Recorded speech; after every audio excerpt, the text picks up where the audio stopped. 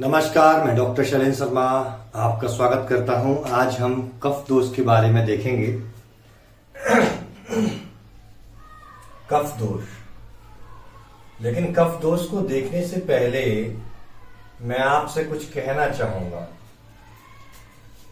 मैं अपना प्रयास कर रहा हूं कि किस तरीके से मैं आयुर्वेद को सिंपल करके आप लोगों तक पहुंचा सकूं, लेकिन आपसे कई बार मेरे द्वारा कहने पर कि वीडियोस को अपने साथी गणों के साथ शेयर करें ताकि उनको भी इसका लाभ मिल सके। बट जिस प्रकार से वीडियोस पर मैं व्यू देख रहा हूं कि 23 व्यू हैं, 40 व्यू हैं, 35 व्यू हैं, जिस प्रकार से ये व्यू घट रहे हैं, मैं क्लियरली बोल रहा हूं, बिल्कुल भी छुपाना नहीं चाहूंगा। जिस प्रकार से व्यू घट रहे हैं, इससे दो चीजें मुझे लगती हैं। या तो मैं अपनी तरफ से सही तरीके से आपको एक्सप्लेन नहीं कर पा रहा हूं, मैं अपना काम ईमानदारी से नहीं कर पा रहा हूं, या यदि मैं अपना काम ईमानदारी से कर रहा हूं, मैं सारी चीजें आपको अच्छे तरीके से समझाने में सक्षम हूं, या हो सकता है कि मैं अगर 60 to 70% भी सक्षम हूं समझाने में, तो 40% और आपकी इच्छाओं के अकॉर्डिंग आपको क्या चाहिए उसके अकॉर्डिंग और मैं उसको बढ़ा सकता हूं सारी चीजों को, तो हो सकता है उस वजह से व्यू कम हो। दूसरा कि वीडियो की शेयरिंग आप नहीं कर रहे हैं, ये भी एक फॉल्ट हो सकता है। ये आपको पता होना चाहिए कि इन दोनों में से चीजें क्या है, और दोनों ही चीजों में आपका फीडबैक बहुत जरूरी है। यदि आप शेयर नहीं कर रहे तो शेयर कीजिए, और यदि आप शेयर कर रहे हैं बट कोई इसमें मेरी गलती है, मेरा फॉल्ट है कि मैं नहीं एक्सप्लेन कर पा रहा हूं सही तरीके से, तो उस चीज को बताइए, कमेंट बॉक्स भर डालिए जितना कमेंट बॉक्स भर सकते हैं, मैं उसके अकॉर्डिंग और सुधार लाऊंगा। कफ दोष, जब भी कोई दोष की बात करते हैं, जैसे हमने बात पित्त कफ की बात की, तो कफ दोष के गुण हम देखते हैं गुरु। हर दोष, हर द्रव्य गुणों का समूह होता है। हर दोष, हर द्रव्य गुणों का समूह होता है। आपकी भी आपके कैरेक्टर, आपकी क्वालिटी के हिसाब से आपकी चर्चा होती है कि वो लड़का सही है, बेकार है, इंटेलिजेंट है, होशियार है, या उसकी फिजिकल स्ट्रेंथ अच्छी है, उसकी मेंटल स्ट्रेंथ अच्छी है, उसके बिहाफ पर आपकी चर्चाएं होती हैं। आपका नाम सुनते ही कहते हैं अच्छा वो पतला पतला सा, वो मोटा मोटा सा, काला काला सा, या गोरा गोरा सा, सांवला, इस प्रकार से कहकर लोग व्याख्यान करते हैं अच्छा उस लड़के की बात कर रहे हो। ठीक इसी प्रकार हर चीज के गुण होते हैं, लेकिन गुणों को हमें विशेषकर देखना चाहिए। तो गुणों में हम देख रहे हैं कफ दोष के गुण। गुरु है, स्निग्ध है, गुरु है, स्निग्ध है, शीत है, विशद है। इस प्रकार से इसके मेजर गुण है, मेजर गुण है इसके। इन मेजर गुणों को कंप्लीटली हम बोलते हैं कफ दोष। अब इन गुणों में अति वृद्धि होने पर कई प्रकार के रोग होते हैं, जिसमें हाइपोथायराइडिज्म हम ले सकते हैं। मंदाग्नि, मंदाग्नि में बहुत ज्यादा आ जाती हैं चीजें, जैसे आपका ग्रहणी आ जाता है, कफस ग्रहणी, वातज पित्तस कफस भी होते हैं। मंदाग्नि से हम प्रमेह भी ले सकते हैं, प्रमेह भी इसका एक पार्ट है। हम यहां पर कोलेस्ट्रॉल का बढ़ना भी ले सकते हैं, कोलेस्ट्रॉल भी इसका एक पार्ट है। हम यहां पर ओबेसिटी भी ले सकते हैं, हम यहां पर पीसीओडी भी ले सकते हैं। मींस मंदाग्नि मतलब एक तरीके से लाइफ स्टाइल रिलेटेड डिसऑर्डर। हम यहां पर मंदाग्नि, और मंदाग्नि की वजह से क्या होता है मैं अभी आपको समझाऊंगा कुछ चीजें। अभी बेसिकली हमने समझा कफ दोष, उसके गुण ये हैं, और गुरु स्निग्ध, सॉरी मंद भी इसका गुण होता है, मंद होता है, स्थिर होता है। मंद होता है, स्थिर होता है, मतलब ये स्लो होता है, ये एक ही जगह पर पड़ा रहेगा, और ये स्थिर होता है, इसमें मूवमेंट नहीं होती है। पहले भी हमने देखा है पित्त पंगु, कफ पंगु, पंगु मल धातु वायन यत्र नियत तत्र गच्छन्ति मेदवत।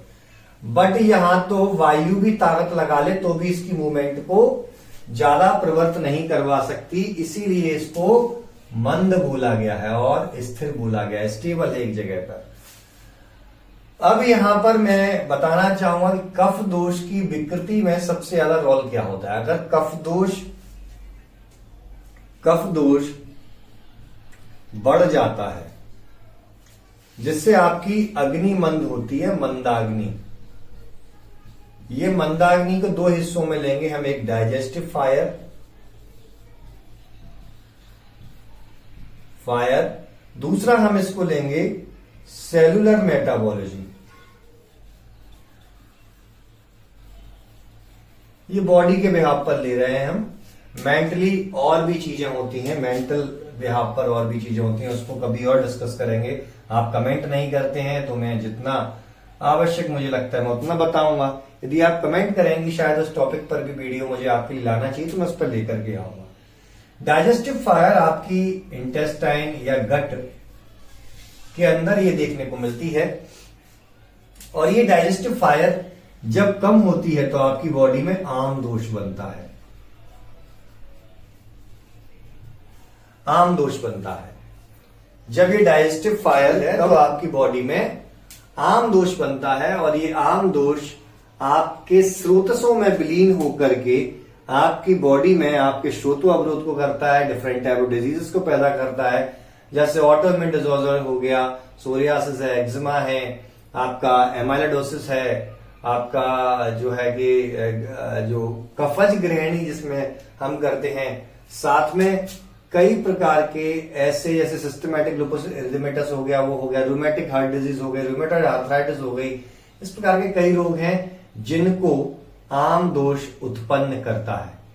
अब यहां पर बात आ जाती है सेलुलर मेटाबॉलिज्म। ये मैंने कल के लेक्चर में आपको बताया था। सेलुलर मेटाबॉलिज्म जब कम होती है तो आपके सेल के अंदर सेल डेब्रीज या सिंपल सा समझ लीजिए कीचड़ इकट्ठा हो जाता है सेल के अंदर। जो सेल के अंदर हो रहे फेगोसाइटोसिस को डिस्टर्ब करता है। फेगोसाइटोसिस की मूवमेंट जब गड़बड़ होती है तो डिफेक्टेड सेल्स होती हैं, और साथ में आरएनए और डीएनए जो इस प्रकार से ये फॉर्मेशन होते हैं, आरएनए के प्रोटीन सिंथेसिस होती है सेल के अंदर। जो प्रोटीन सिंथेसिस होती है, प्रोटीन सिंथेसिस है राइबोसोम के थ्रू होती है, ये है ना, राइबोसोम के थ्रू होती है, ये डिस्टर्ब हो जाती है। सेल के अंदर आरएनए का मल्टीप्लिकेशन भी बिगड़ जाता है, और ये मल्टीप्लिकेशन जब बिगड़ता है तो यही वायरस में कन्वर्ट होता है। एक वायरल हाइपोथेसिस है, उस वायरल हाइपोथेसिस को मैं अपने आयुर्दृष्टि क्लिनिकल कोर्स में बहुत डिटेल में मैंने समझाया है। और वो वायरल हाइपोथेसिस यदि आप समझ गए तो मोस्टली वायरल डिजीज को आप ठीक करने में, मैं इतना आपको विश्वास दिलाता हूं, यदि आप आयुर्दृष्टि क्लिनिकल कोर्स को यदि ज्वाइन करते हैं तो डेफिनेटली आपके अंदर बहुत सुधार आएगा, और ऐसी डिजीज तक को आप ट्रीट कर पाएंगे जो डिजीजों को आप सोचते हैं कि आपका सपना है उनको ठीक करने का। तो जो उसके अंदर वायरल हाइपोथेसिस मैंने बताई है, वो वायरल हाइपोथेसिस 90% वायरल डिजीज को किल करने में अभी तक हमने सक्षम देखी है। बाकी 10% जो खतरनाक और खतरनाक लेवल की वायरल डिजीज है, हो सकता है वो मेरे पास में पेशेंट नहीं आ पाए हैं और मैं उनको ट्राई नहीं कर पाया हूं इस थीसिस को उनके ऊपर, लेकिन उस समय जब आएंगे तो ट्राई करेंगे और डेफिनेटली हम रिजल्ट प्राप्त करेंगे। तो उसके बाद वो सेल जाकर के डिस्टर्ब होती है तो यहां ट्यूमर भी जनरेट कर देती है। कैंसर सेल्स जनरेट करती है ड्यू टू कफदोषा, कफदोष के कारण। अब कफदोष को बढ़ाने वाले रस कौन से हैं आप बताइए, कमेंट बॉक्स में बताइए। कफदोष को बढ़ाने वाले द्रव्य कौन से हैं और कम करने वाले द्रव्य कौन से हैं। मैंने बोला था हर लेक्चर में आपको एक होमवर्क मिलेगा, ये आपका होमवर्क है। अब जब कफ दोष की बात चली रही है तो देखते हैं कफ दोष बनता कहां से है। आपने एक चीज पढ़ी होगी, धातु पोषण क्रम या धातु निर्माण कर देते हैं शॉर्ट में। धातु पोषण क्रम जिसमें सबसे पहले रस धातु का निर्माण होता है। तो रस धातु से बनता है स्तन्य, आर्तव और कफ दोष। अब जब आपकी अग्नि अच्छी नहीं होगी तो रस धातु आपकी उत्तम क्वालिटी की नहीं बनेगी, तो कफ दोष भी आपका दूषित बनेगा और स्तन्य आर्तव की पुष्टि भी खराब होगी, जिसकी वजह से फीमेल्स में हेमोग्लोबिन डाउन देखने को मिलता है। फीमेल्स में मेंस्ट्रुएशन देखने को, मेंस्ट्रुअल प्रॉब्लम देखने को मिलती है। फीमेल्स में मैस्टाइटिस देखने को मिलती है। ब्रेस्ट रिलेटेड डिसऑर्डर देखने को मिलते हैं। फीमेल्स में पीसीओडी, फीमेल्स में फाइब्राइड, फीमेल्स में इनफर्टिलिटी देखने को मिलती है। यहीं से इसका जुड़ाव है, यहीं से जुड़ाव है, यही विज्ञान है और कुछ नहीं है। अगर इस प्रकार के केस आते हैं, रस धातु को सुधारिए, आपके स्तन्य दृष्टि, आर्तव दृष्टि और कफ दोष की दृष्टि सुधर जाएगी। लेकिन कफ दोष जब उत्तम क्वालिटी का नहीं बनता है तो कफ को प्राकृतिक रूप में आपकी इम्यूनिटी बोला गया है, शक्ति है ये आपकी, और अप्राकृतिक रूप में इसको आपके लिए रोग बोला गया है। प्राकृतिक जब होता है, कफ दोष अच्छे तरीके से बन रहा है, जस्ट लाइक एसडीएल मान लीजिए, हाई डेंसिटी लिपिड, जो हमारी सेल्स की रिपेयरिंग के लिए आवश्यक होता है, समझ लीजिए वही एक कंटेंट है। सेल्स को पावर देने का कार्य करता है कफ दोष, बॉडी की इम्यूनिटी को बढ़ाने का कार्य करता है कफ दोष, बॉडी को लड़ने का शक्ति देने का काम करता है, बॉडी के घाव को भरने का काम करता है कफ दोष। इतनी बड़ी पावर है इसके अंदर। लेकिन ये डिस्टर्ब कहां से होता है? इस रस धातु से इसका डिस्टरबेंस होता है। तो बेसिक आज मैं ज्यादा बड़ा लेक्चर नहीं लूंगा, थोड़ा मैं भी खुद से दुखी हूं, शायद मैं आपको वो सारी चीजें नहीं दे पा रहा हूं जिसके लिए मैंने ये क्लासेस स्टार्ट की। यदि दे पा रहा होता तो शायद व्यू बढ़ते और सब्सक्राइबर भी बढ़ते, या फिर आप इसको शेयर नहीं कर रहे हैं, तो दोनों ही चीजों में मैं अपने आप को फेल मानता हूं।